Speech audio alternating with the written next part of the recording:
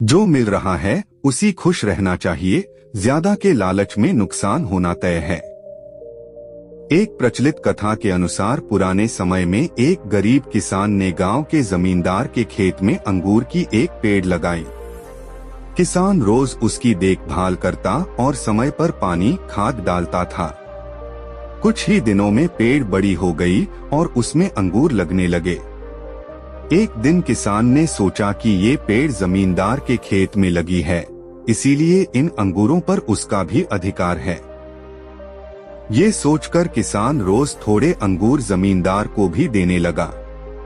एक दिन जमींदार ने सोचा कि वह बेल मेरे खेत में लगी है तो उस पर मेरा ही हक है। उस बेल के सारे अंगूर मेरे ही हैं। जमींदार के मन में लालच आ गया। उसने अपने नौकर को खेत में भेजा और पेड़ उखड़वाकर अपने घर के आंगन में लगवा दी। किसान बेचारा कुछ बोल नहीं सका, क्योंकि पेड़ तो जमींदार के खेत में ही थी। जमींदार ने नौकरों को पेड़ की देखभाल करने की जिम्मेदारी दे दी। रोज सुबह शाम पेड़ में बहुत सारा पानी डाला जाता था, लेकिन पेड़ धीरे धीरे सूखने लगी।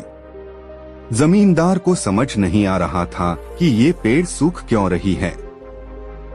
फिर एक दिन वह पेड़ पूरी तरह सूख गई। पेड़ उखाड़ने के बाद वह नई जमीन में पनप नहीं सकी। कथा की सीख।